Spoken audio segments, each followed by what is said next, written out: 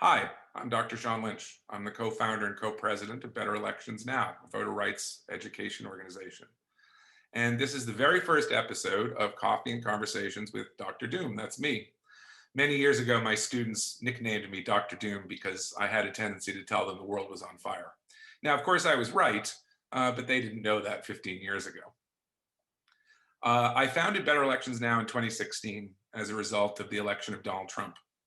And one of the very first people that I called 2 days after the election to join me was my colleague at the Boston University College of General Studies, and my friend and my teammate, Dr. Cheryl Boots. And she's with us now. Hi, Cheryl. Hi, Dr. Doom. Very happy to have you here for the very first episode. I really appreciate it. I'm honored to be asked. Thank you. Well, the honor's all mine, I assure you. So, Better Elections Now is made up of a lot of different people who come from a lot of different places, who have a lot of different stories. And one of the things I wanted to do as part of our voter rights and good citizenship education was to talk to some of these people about why they got involved in Better Elections Now, but what drives them into politics and what drives their citizenship. And I thought, as I am not a religious person, it might be a great place to start with having a conversation with a person of faith. And faith is something that's very important to my friend and my colleague, Cheryl. But before we get to that, Cheryl, could you tell us a little bit about yourself and your background and why you ended up joining me in Better Elections Now all those years ago? Sure. Uh, I'm originally from Pennsylvania, which is, as I have said to many people, it's interesting to think of myself as a Pennsylvanian, and it's so important in this election, and yet here I am in Massachusetts. But believe me, I still have contacts in Pennsylvania. I'm trying to support their election efforts, obviously. Um, I went to college in Ohio at Mount Union, the University of Mount Union in Eastern Ohio. Went on to Michigan State and earned a master's degree in higher ed administration and worked for 15 years in various student affairs positions, ultimately becoming a dean of students before I opted to change my course and become a college faculty member. And that's when I started my studies at Boston University, doing a master's and a PhD in American Studies, with a specialty in literature and history, particularly focused on sacred music and social justice issues. Sort of how, particularly how hymns were being used in 19th century novels for my dissertation. And fortunately, after teaching for a year in the history department at BU, I had the opportunity to become a full-time faculty member at the College of General Studies, which I think of as the closest thing to a small liberal arts college you can find at Boston University. And that's really was an important part of my education. And I'm so glad to be able to work with you and other colleagues in an interdisciplinary and collegial way. It's been a marvelous way to work in the classroom and out of the classroom with fine people. Yeah, we're very, very lucky. What's really funny is if you're listening to this and you don't know about the College of General Studies, you might think that we're making up how much we love it. It's such a wonderful place to be. It's filled with wonderful people. We happen to work in what's called the Boston London program, which is our students begin in January, their freshman year in January, and then in pre-COVID times and hopefully in post-COVID times, they spend the summer in London for 6 weeks. And it's an amazing program. And I still, like you perhaps, I can't believe that I actually get to do it. Yeah. I wake up and think, how is this possible that I get to work at this wonderful, wonderful place? Yeah. And of course, I think my second year, which was my first full year, but my second year at BU is when we were on our first team together, which I think was 2016, I think. It's Sounds hard right. to remember now. Yeah. um, when I sent out the call to join Better Elections Now, as I said, Cheryl was one of the first people to say, sign me up. And I know that part of that was driven by her faith. And so, Cheryl, do you want to talk to us a little bit about how your faith influences your politics? Sure. Um, and let me talk a little bit about one of the things that I did this week, which I do periodically. I watched again the movie The American President, Rob Reiner's 1995 film, so 25 years ago, with this marvelous screenplay by Aaron Sorkin. And I turn to it periodically when I want to be comforted or encouraged. And part of that comes from this fabulously romantic film score that is very Copeland-esque and unabashedly romantic, and I just feel so buoyed by that. But the other thing about the film is that Sorkin has gotten so many things right about American politics and voters, I think, in the film. It revolves, for those of you that don't know it, it revolves around a debate about the character of the president. And there's a final soliloquy where the president is talking to the press corps in a press conference in the White House, but he's also addressing his political opponent. And he had not wanted to engage in a character debate for the previous hour plus of the movie, but he finally turns and he says, I can tell you without hesitation that being president of this country is entirely about character. It is entirely about character. And even though this is a fictional story, and the kernel of truth that's in that really strikes my heart, and I think it's part of my worldview, which includes my religious faith, that the president of the United States, being president, is entirely about character. And for most Americans, whenever our president does not embody a sense of character that we can resonate with, we are dissatisfied. And so it's happened many times over the course of American history, but I think that idea of character is where I start, and how that connects to my political engagement. Yeah, character is a tremendously important characteristic, Yeah. and it's hard to imagine, I think. I mean, you and I grew up in a totally different world at this point, right? I mean, it's a world that's long gone. But even though we were probably naive in many respects, someone with the character of Donald Trump as president of the United States seemed impossible. It just seemed impossible.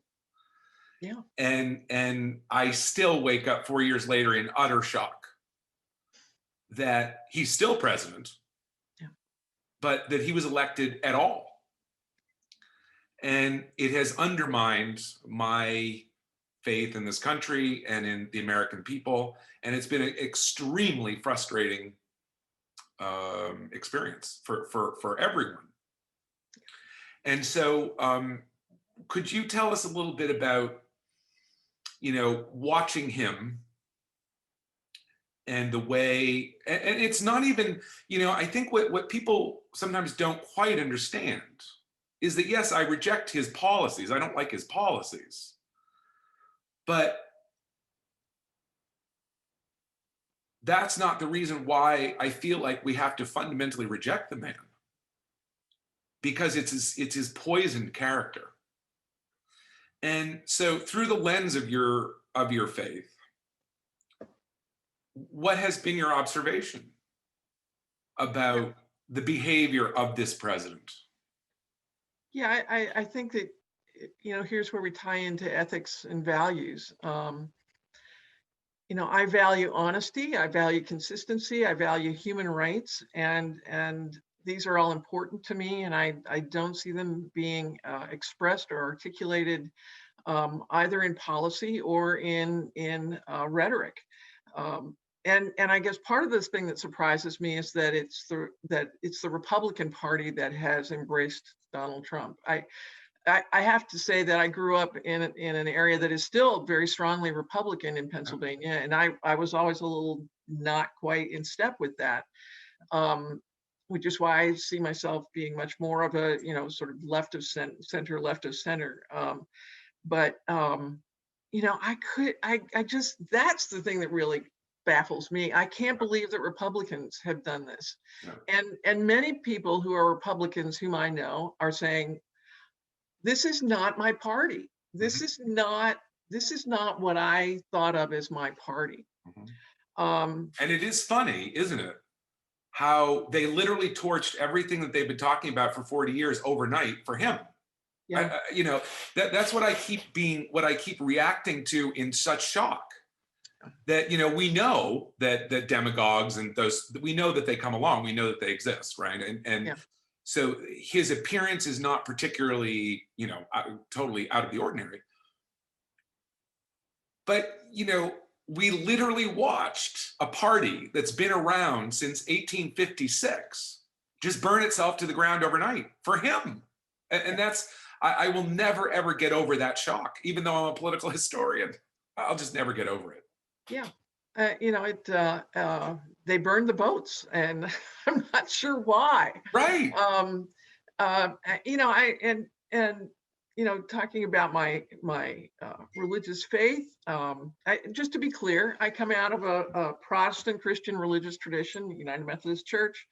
Um, I believe that every human being is connected to life through what I would describe as an energizing power. I call that God. Mhm. God to me is not some elderly white man that is either very kind or very judging. That's not the imagery that speaks to me. Mhm. I recognize that others, see the divine and call the divine by many names, and that some still others have no name for what I'm calling this life force. Mhm. And part of what I want America to be and do is to do the hard work of um, allowing people to believe what they believe and not to inflict those beliefs on others. And probably one of the places we see that is the right to life movement. Um, and I believe in the right to life. I'm concerned about abortions and how they happen and when they happen. But I also believe that there is a right to all of life, and that many of the people who are pro fetus do not support the idea of supporting women and children and making sure that they have safety and food and shelter. There's a disconnect there that doesn't make sense to me in terms of my religious beliefs and opinions. Yeah, and that's the really shocking thing too. That I like the way that you put that. That some of these people are pro fetus. They're Mhm. not pro life, because then as soon as the fetus is born, they're not interested. And that doesn't make any sense. Again, it's this very odd, I don't know, dichotomy and hypocrisy that we're forced to deal with. Now, of course, there's hypocrisy at the fundamental level of this country, right?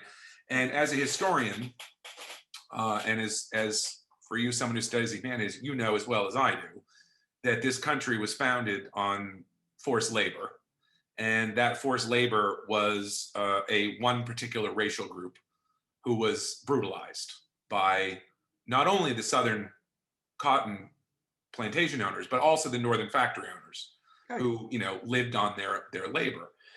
And the fact that the foundation of this country was on racial slavery and racial genocide of the Native Americans, that has fundamentally warped our society, and it hasn't changed, because we still live in a society where black men can be murdered in the streets and black women can be shot asleep in their beds and nothing happens. And so, do you want to talk to a little bit about the connection for you between your faith and racial justice?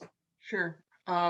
Which is really important. I'm going to give away something about my age here. I was in high school and college during the civil rights movement in the 1960s. And I was old enough to be watching what was going on. Certainly devastated when Martin Luther King Jr. was assassinated, and subsequent assassination of Robert Kennedy. Um, I looked around and recognized that there were racial issues, and I was concerned about that. I think that that's part of what sort of stirred me to think about my book that I wrote, uh, Singing for Equality, which is about the Southern Freedom Movement. Um, I'm sorry, I'm getting ahead of myself.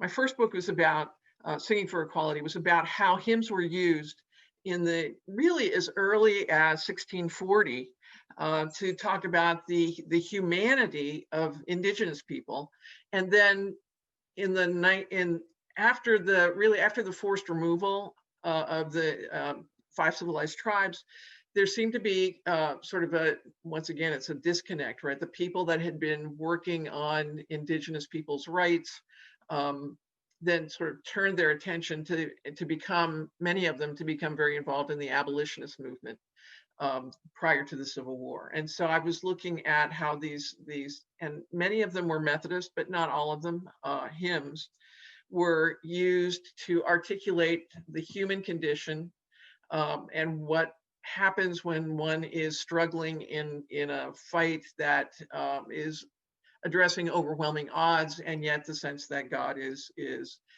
caring and supporting and encouraging. And so that those hymns were actually the popular music of the 19th century, and were used to support the idea, develop the idea that people of African descent were human. Um, and you know, when I first was writing this book, I was thinking, well, that's like silly. Doesn't everybody know that? And yet, when we look at what's going on now with the Black Lives Matter movement, when there's been so much articulation of, you know, the African American men who are treated as subhuman or non-human, man, I guess we have to articulate that. And the music did that then. And my second book, and I was a little ahead of myself earlier, but my second book that I'm working on now is about singing during that Southern freedom movement in the 1960s, really 55 to 65. And I'm focusing on the South, where I think that singing tradition was strongest. It wasn't just the songs that came out of the African American experience, the spirituals. Certainly that's the heart of much of the singing that happened during the Southern freedom movement. But the people who were involved in that extended beyond that. And this is also the time when Motown music, which is very closely connected to the gospel tradition that was part of the Southern culture, particularly in Birmingham, also becomes part of the national culture. And so looking at how singing actually helped develop a sense of community. We know now in the 21st century, because of brain scan technology, that when people sing, their whole brain gets activated. They, you know, look on the scan and their whole brain is lit up. And when they speak, there are centers, but not the whole brain. And they can even pinpoint areas of the brain that are supporting the idea of empathy and relationship as being activated by music. And so that's, to me, that's just part of the support for the idea, you know, that's sort of the scientific support, and then there's cultural support for music as being important to develop community. And I've been become active in an organization here in the town where I live, which is 96% white. Marblehead, Massachusetts is a great place to live. It's a beautiful place to live, but it needs to become more aware of its own white privilege, as all of us who are white need to constantly be working on because of systemic racism. Yeah. I'm You know, working with a group to try to find ways to make racial justice and racial equality is a characteristic of this town as well. yeah, Go ahead. I like so much of what you just said.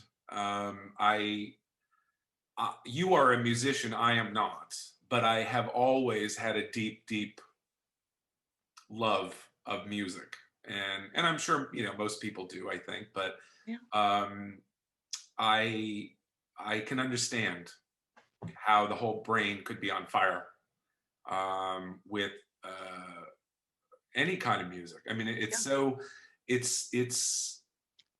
I guess we're lucky to live in a universe where music evolved, yeah, right, in some way. yeah. So And just to, the please, racial, just to get back to, what we're talking about in terms of my faith. I believe that all people have, are children of God, for lack of a better phrase. I think that's a good one. We're all children of God. We are all siblings to each other. hmm And so that's where my quest for racial justice, my work on behalf of a racially diverse community comes from and right. connects to my faith. And what's really fascinating is I identify myself as not a person who is religious. However, so much of what you said overlaps with what I think. And here's let me put what you just said into my framework. Sure. If the Big Bang theory is true and the entire universe was in a ball this big, that means that every single thing in existence is the same thing, artificially separated. And I think when that hit me, which it didn't hit me until I was an adult, but when I suddenly realized that that must be the case, that every single thing on the planet is exactly the same thing, artificially separated, then all of a sudden the world looked totally different to me. Dehumanization looked different to me. Racism looked different. Poverty looked different. Violence. All of these things suddenly look different. Because what I realized is if that is the case, if everything in existence is the same thing, then you can never dehumanize someone else. You can only dehumanize yourself by your actions. And that was just a profound thing.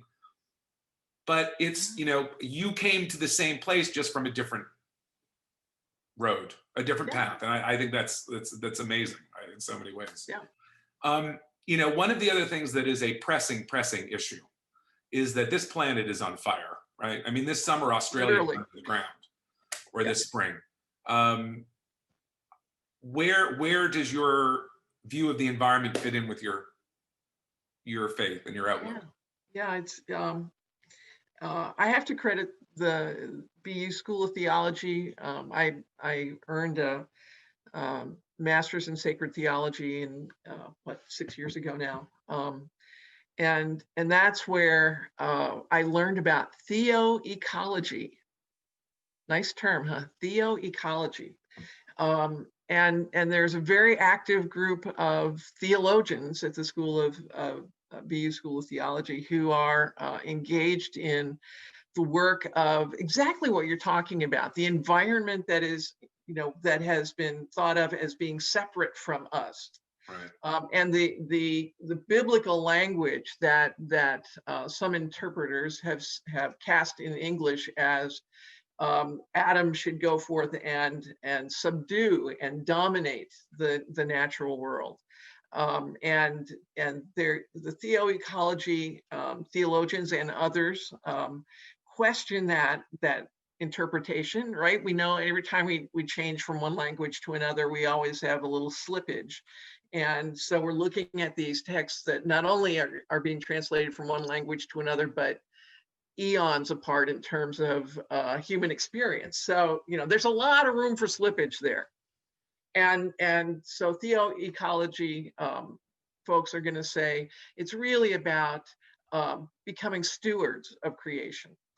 There's a real connection here with Saint Francis.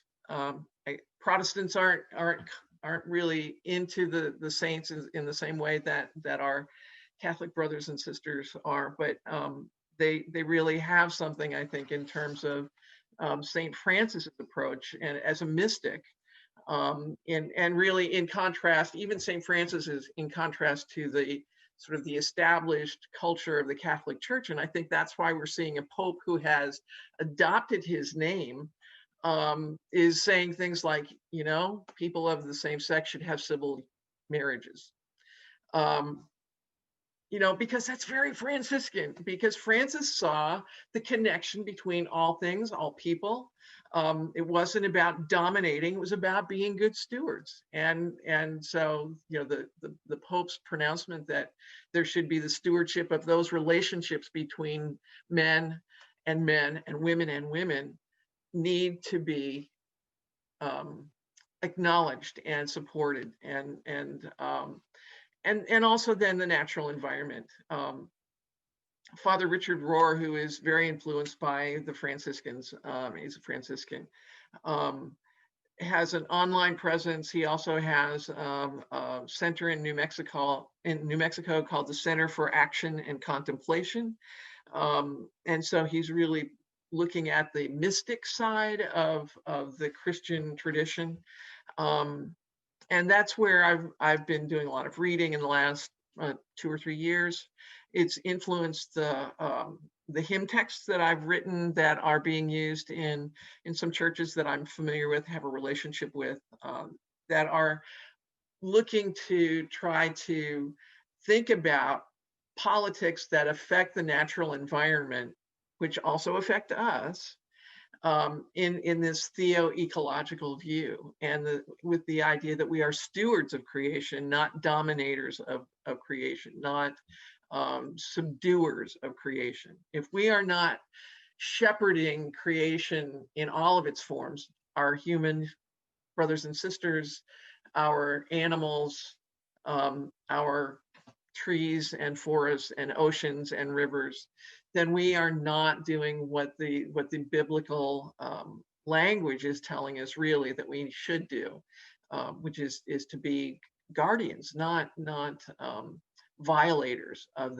those materials. So, and I know that I've talked to my granddaughter, and she was saying that the environment is what's really important to her.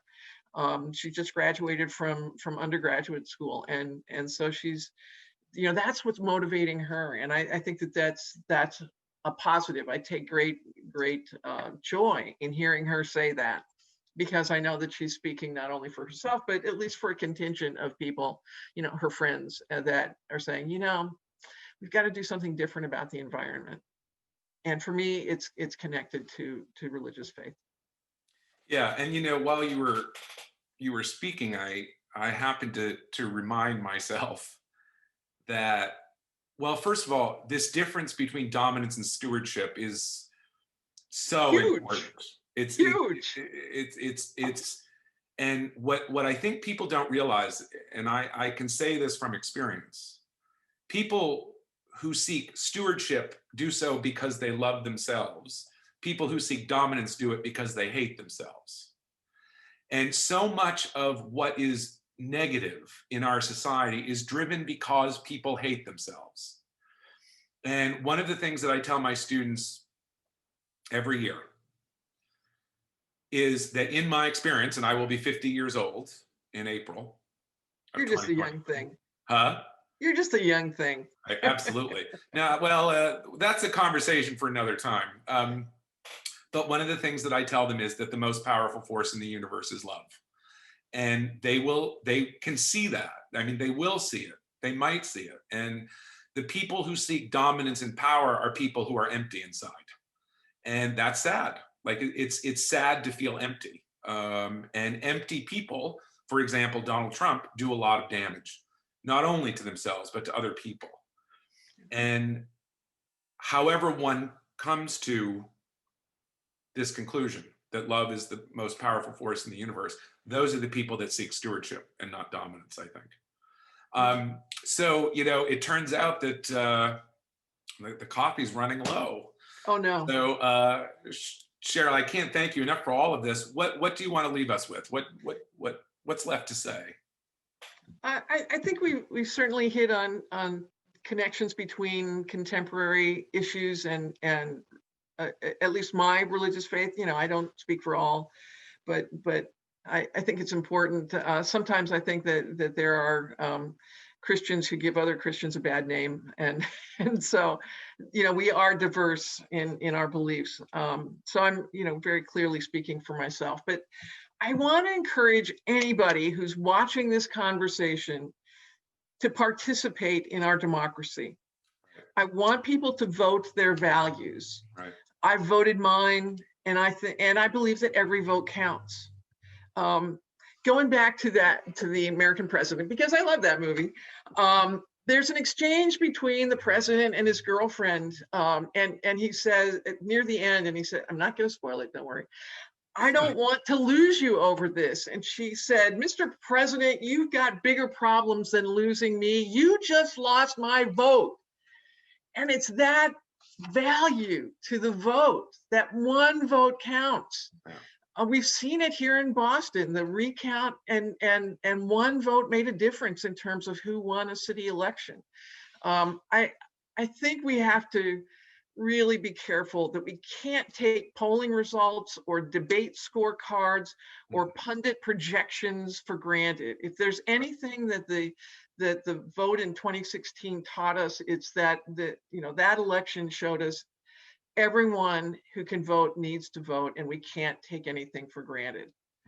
The other thing, and this sort of feeds off of what you're saying about people who hate themselves, I think that we need to be careful we don't fall victim to politicians who really aren't interested in solving our problems there, but they are interested in making people afraid, making them angry, and then pointing to somebody and blaming them. They don't want to solve the problem. They just want to sort of get people riled up and say, and it's their fault.